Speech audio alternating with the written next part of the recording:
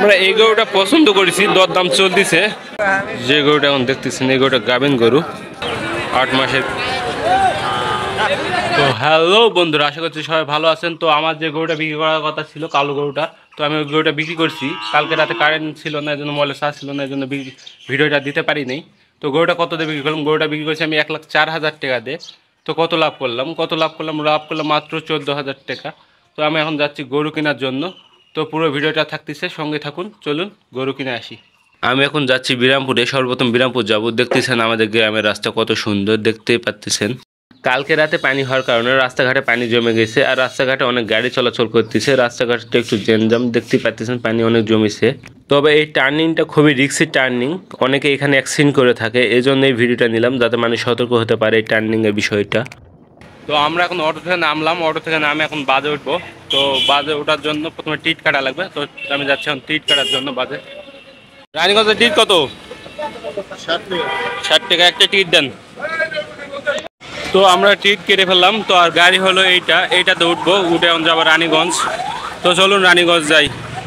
তো আমরা এখন গাড়িটা উঠেছি, উঠার পরে এখন যাবো রানীগঞ্জ।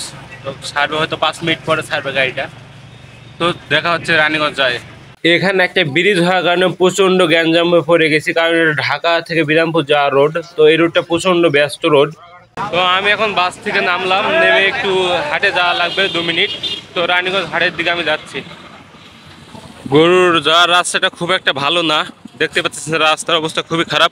গতকালকে প্রচণ্ড বৃষ্টি হয়েছে, এই কারণে রাস্তাগুলো একটু বেশি খারাপ হয়ে গেছে। গুয়াহাটির ভিতরে আমরা ঢুকেছি অবশেষে, কিন্তু প্রচণ্ড গ্যাঞ্জাম দেখতেই পাচ্ছেন। এত পরিমাণে গ্যাঞ্জাম যে বলে শেষ করা যাবে না।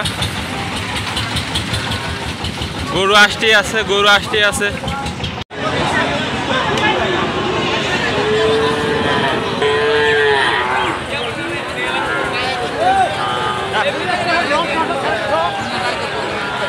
এখন হাটের ভিতরে ঢুকলাম, দেখতেছেন গরু অনেক প্রচুর পরিমাণে গরু উঠছে।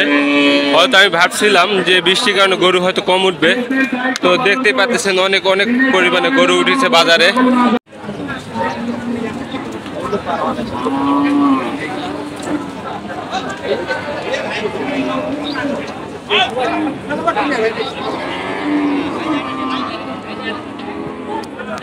আমরা আছি এখন গরুর বাছুর হাটিতে, দেখতেই পাচ্ছেন অনেক বাছুর উঠছে। তো যারা বাছুর নিতে আগ্রহী তারা এই রানীগঞ্জ হাটের ডান পাশে একটু ছোট করে জায়গা আছে, ছোট জায়গাটাতে আসতে পারেন। অনেক প্রকার জার্সি, ফিজিয়ান, দেশি অনেক বাছুর উঠছে, দেখতেই পাচ্ছেন। এখানে অনেক কোর্সে বাছুর উঠেছে। কোর্সে বাছুরগুলো দেখুন আপনারা, অনেক সুন্দর কোর্সে বাছুর, দেখলেই মন শৌখিন। আমরা এই গরুটা পছন্দ করেছি, দরদাম চলতেছে, দেখা যাক নিতে পারি কি না। দরদাম করতেছে এই গরুটা, অনেক সুন্দর লাগতেছে গরুটা, তবে দাম একটু বেশি চাচ্ছে, এজন্য গরুটা হচ্ছে না। তো কত হলে নেওয়া যায় গরুটা আপনারা একটু জানেন। তো গরুটা আমাদের হলো না, দরদামের কারণে বন্ধু গরুটা হলো না। তো পরে গরুটা দেখি কি রকম পাই। যে গরুটা দেখতেছেন, এই গরুটা গাভিন গরু, 8 মাসের গাভিন। দরদাম চলতেছে, দেখা যাক দরদামে যে বনে নিব গরুটা আমি। 8 মাসের গাভিন গরু নেওয়া কিরকম হয় আপনারা একটু বলতে পারেন, যে গাভিন গরু নিব না এমনি গরু নিব। প্রচণ্ড ঘুরতেছি কিন্তু দরদামে বনতেছে না গরু। প্রচুর গরু উঠছে, কিন্তু দামটা একটু বেশি মনে হচ্ছে। হয়তো ঈদের বাজার সামনে, এই জন্য আর কি দামটা বেশি। যে দামগুলো গরুগুলো দেখতেছে এগুলো প্রচুর দাম ধরতেছে ভাই। দাম বলতে পারা না কারণেই গরুগুলো হচ্ছে না কিনা।